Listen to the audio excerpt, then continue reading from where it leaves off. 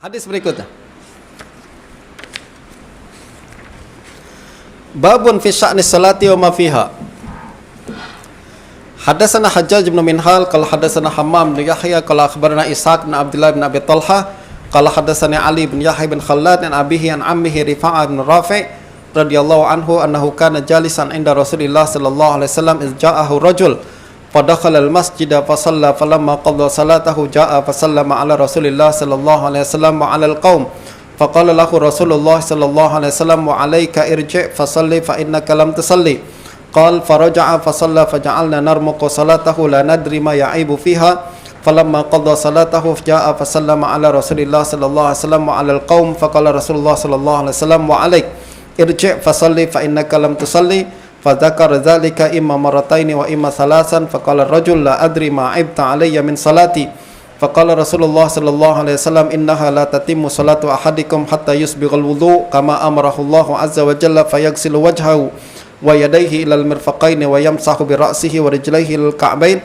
ثم يكبر الله ويحمده ويمجده ويقرأ من القرآن ما أذن الله له فيه وتيسر ثم يكبر فيركع فيضع كفيه على ركبتيه حتى تطمئن مفاصله وتسترخي ثم يقول سمع الله لمن حمده ويستوي قائما حتى يأخذ كل عضو ما أخذه ويقيم صلبه ثم يكبر فيسجد ويمكن جبهته من الأرض حتى تطمئن مفاصله وتسترخي ثم يكبر فيركع رأسه فيرفع رأسه فيستوي قاعدا على مقعدته ويقيم صلبه فوصف الصلاة هكذا حتى فرغ ثم قال لا تتم صلاة أحدكم حتى يفعل ذلك.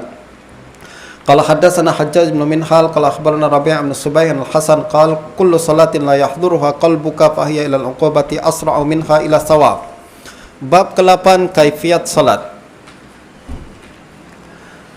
Hajjaj bin Minhal memberitahu kami, Hammam bin Yahya memberitahu kami, Ishaq bin Abdullah bin Abi Talha mengkabarkan kami, Ali bin Yahya bin Khallad memberitahu saya daripada ayahnya, daripada pakciknya Rifa'ah bin Rafi'. Suatu hari beliau tengah duduk bersama Nabi. Tiba-tiba seorang masuk ke dalam masjid lalu salat. Beliau lalu menghampiri Nabi dan mengucapkan salam pada baginda dan kepada kami semua. Baginda bersabda, salam ke atas kamu juga, kembalilah dan ulangi salat. Sesungguhnya engkau belum melakukan salat. Jadi tuan-tuan, ini bincang berkenaan dengan cara salat, sifat salat Nabi sallallahu alaihi wasallam. Jadi ceritanya ada seorang laki-laki masuk ke dalam masjid. Nabi nampak laki-laki itu masuk ke masjid. Nabi nampak juga laki-laki itu solat 2 rakaat untuk tahiyatul masjid.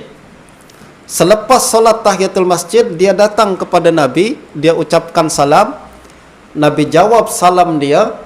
Nabi kata, awak solat, tadi awak belum solat. Padahal Nabi nampak dia solat, betul tak? Nabi nampak dia masuk ke masjid, Nabi nampak dia solat, tapi Nabi katakan awak belum solat. Ini yang bahaya kita ni tuan-tuan.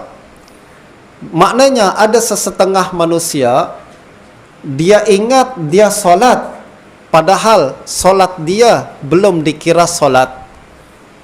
Itu adalah orang yang kalau dia solat tidak ikut apa yang diajarkan oleh Nabi SAW.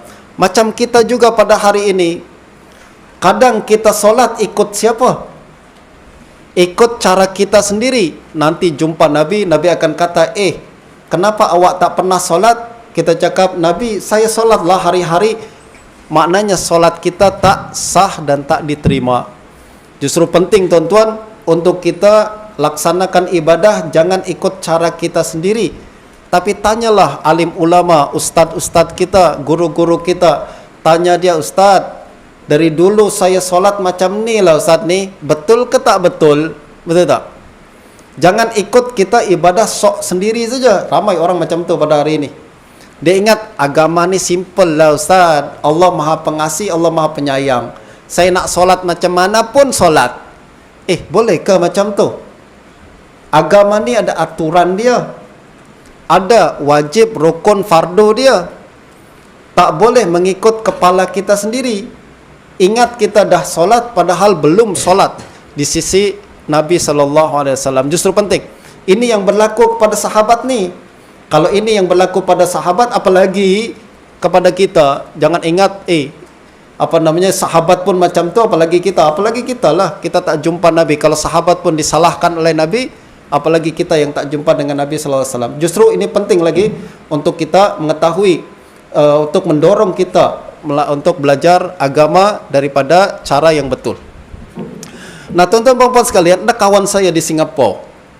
Dia pernah buat kursus solat untuk remaja usia belasan tahun ni. Dia jelaskan, adik-adik, solat ni kalau kita nak solat, mulakan dengan berwudu terlebih dahulu, tutup aurat dan lain sebagainya. Tahu tuan-tuan, ada satu budak usia 21 tahun.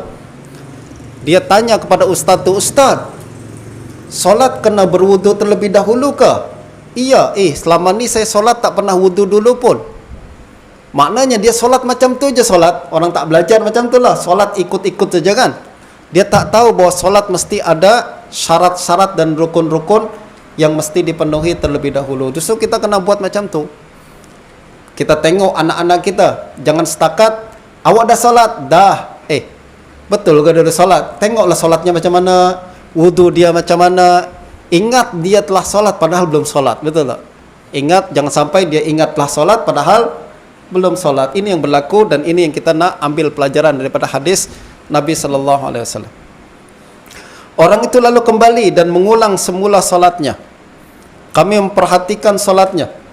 Kami tidak mengetahui cacat dalam solat tersebut. Jadi kata sahabat, kami perhatikan solat dia macam okey je. Tapi padahal kata Nabi tak sah solat tu. Tuan-tuan pernah nampak tak ada seorang solat tarawih 20 rakaat dalam 10 minit saja? Betul tak? Ada di YouTube banyak kita tengok. Dia ingat dia solat padahal belum solat. Mana ada orang solat macam tu? Laju sangat.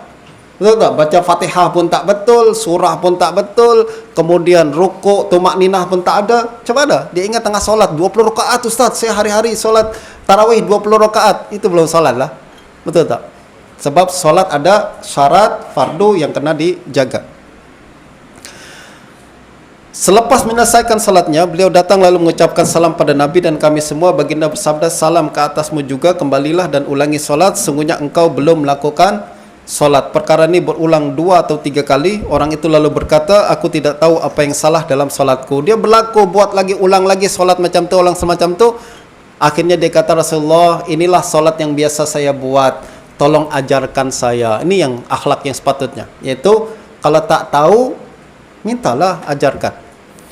Baginda bersabda, "Sesungguhnya tidak sempurna solat seorang daripada kamu sehingga ia menyempurnakan wuduk sebagaimana Allah perintahkan. Dia membasuh muka dan kedua-dua tangan hingga siku, mengusap kepala dan kedua-dua kaki hingga mata kaki." Jadi kata Nabi, nak solat sempurna, sempurnakan wudu terlebih dahulu. Tadi kita dah bincang wudu baginda Nabi. Sekarang kita nak solat. Lalu dia bertakbir, memuji dan mengagungkan Allah. Jadi solat yang pertama takbir, ini takbiratul ihram. Dia hukumnya fardu wajib. Takbiratul ihram, apa yang dimaksudkan takbiratul ihram? Yang dimaksud takbiratul ihram tuan-tuan adalah ucapan Allahu Akbar. Itu fardu. Angkat tangan sunat. Yang fardu adalah ucapan Allahu Akbar. Dan ingat, takbiratul ihram mesti dengan lidah, bukan dalam hati. Orang solat macam tu kan, angkat tangan je. "Awak tak takbir ke?" "Aku dah takbir dah tadi." Dalam hati, tak sah. Takbiratul ihram mesti dengan lidah. Tak perlulah kuat-kuat, tapi mesti dengan lidah, ucapan dengan lidah. Begitu juga perkara-perkara yang wajib dibaca dalam solat, macam Al-Fatihah, macam tasyahud, betul tak? Macam salam, yang wajib-wajib tu mesti dengan lidah, tak boleh dalam hati. Tak boleh dalam hati, tak sah dengan hati je, dalam hati je baca Al-Fatihah, tak sah, mesti dengan lidah. Sekali lagi, tak mesti kuat-kuat, tapi mesti dengan lidah, berbisik pun okey. Betul tak? Nah, lalu membaca Al-Quran yang dia mampu dan kuasai. Yang paling senang adalah Al-Fatihah. Justru para ulama katakan siapa yang mampu baca Al-Fatihah wajib baca Al-Fatihah. Itulah yang paling awal, yang paling penting. Lalu dia bertakbir. rukuk dan meletakkan kedua-dua tapak tangan di lutut sehingga tenang dan tetap semua persendian selepas baca Al-Fatihah. Surah apa hukumnya? Sunat. Fatihah fardu. Surah sunat. Selepas itu takbir, Allahu Akbar. Lalu rukuk tangan di lutut kata Nabi, bukan tangan di betis. Ada lagi orang rukuk tangan menjuntai saja, tak pegang apa-apa, itu tak sah. Rukuk mesti tangan di lutut, adik-adik ya, rukuk tangan di lutut. Nah, kemudian dia mengucapkan Sami Allahu liman hamidah. Kemudian berdiri tegak hingga setiap anggota tubuh mengambil tempatnya semula dan tertegak tulang belakangnya. Selepas rukuk kita i'tidal. I'tidal kena lurus berdiri. Lalu mesti ada tumak ninah sampai tertegak, mengambil dan tertegak tulang belakang. Jadi selepas kita rukuk kena ada tumak ninah, i'tidal ke tumak ninah. Apa maksud tumak ninah? Tumak ninah maknanya kita berhenti sekejap. Jangan baru rukuk letak kepala terus kita udah bangun. Baru udah bangun kita udah sujud. Tak. Kita kena rukuk, tenang sekejap dalam berapa second. Lalu kemudian i'tidal, tenang sekejap dalam berapa second. Baru kita sujud, tenang. Nah itu namanya tumak ninah. Itu rukun. Wajib dia mesti kita buat. Lalu dia bertakbir dan turun sujud serta meletakkan dahinya di tanah sehingga tenang dan tetap semua persendiriannya. Begitu juga sujud kena ada tumak ninah. Lalu dia bertakbir dan mengangkat kepala hingga tegak duduk di atas belakangnya. Lalu duduk di antara dua sujud dan tumak ninah juga. Dan sampai akhir Nabi jelaskan, baginda terus menjelaskan kaifiat solat hingga selesai. Tuan-tuan, apa yang wajib dibaca dalam solat? Tadi Al-Fatihah. Kemudian apa lagi? Tasyahud akhir. Kemudian baca selawat kepada Nabi, kemudian salam. Tu baca perkara-perkara yang dibaca wajib. Sedangkan yang lain semua sunat, tasbih sunat, subhana rabbiyal a'la sunat dan lain-lain semua sunat. Sedangkan yang lain solat kebanyakannya gerakan-gerakan, betul tak? Rukuk, sujud dan lain sebagainya itu kena dijaga dengan baik. Baginda lalu bersabda, solat salah seorang kamu tidak sempurna melainkan dia melakukan semua ni. Semua ni kena dijaga, baru sah solat. Kalau tak begitu maka tidak sah solat dia.